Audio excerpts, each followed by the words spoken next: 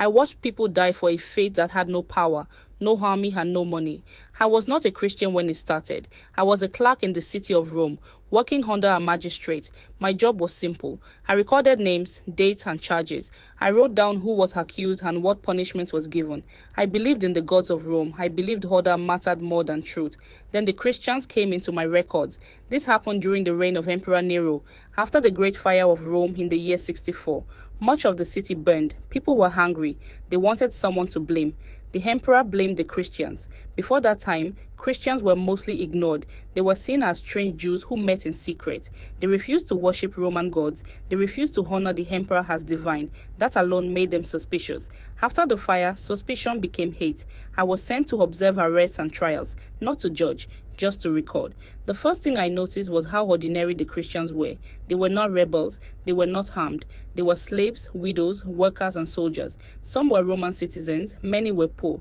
They were accused of simple things: refusing to sacrifice to the gods, refusing to call the emperor Lord, meeting at night, calling each other brother and sister. Rumors spread that Christians ate flesh and drank blood. This came from their secret meals. Rumors said Christians hated the human race. This came from their refusal to join public festivals. Most of it was fear, not facts. The trials were short. The magistrate would ask one question: "Are you a Christian?" If the answer was no, the person was released after offering incense to the gods. If the answer was yes, the person was asked again. If the answer stayed yes, punishment followed. There was no long defense, no lawyer, no appeal. Roman law allowed execution for refusal to honor the state gods. Religion and loyalty were the same thing to Rome. I watched a woman named Junia die this way.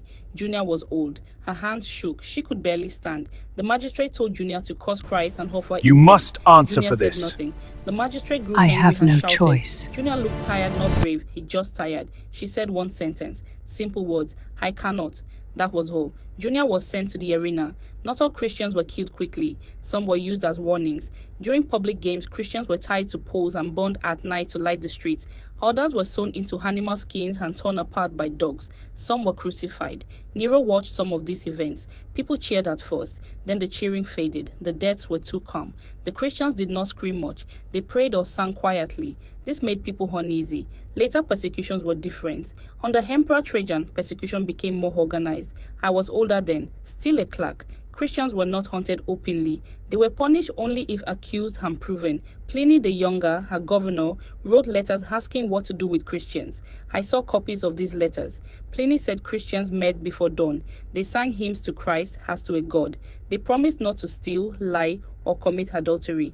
Then they shared a meal. That was it. Trajan replied that Christians should not be hunted, but if accused and refusing to deny Christ, they must be punished. This created fear everywhere. Neighbors turned on neighbors. Slaves reported masters. Family members reported each other. I watched a young man named Marcus die in Asia Minor. Marcus was a Roman citizen. He could have lived. All Marcus had to do was offer incense. Marcus refused. The execution was clean: a sword. Before dying, Marcus asked me one question: "Why does Rome fear words more than swords?" I did not answer. Christians met in secret, often underground, in homes, in catacombs among the dead. I once followed soldiers into a catacomb. I expected weapons. I found candles, bread, wine, and letters from prisoners. These letters spoke of hope, not revenge. This confused me. Later, under Emperor Decius, persecution became worse. Everyone was required to offer sacrifice and receive a certificate. Without the paper, a person could not work or buy food. Many Christians broke under pressure. Some sacrificed. Others fled. Some stood firm. Church leaders were targeted first. I recorded the arrest of Bishop Fabian of Rome. Fabian did not resist. Fabian was killed. The church did not disappear. That was the strangest part.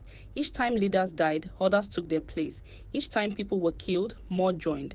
I saw soldiers become Christians after guarding prisoners. I saw jailers become Christians after seeing how prisoners faced death. I stopped mocking them. I still did my job, but I stopped believing Rome could crush this fate.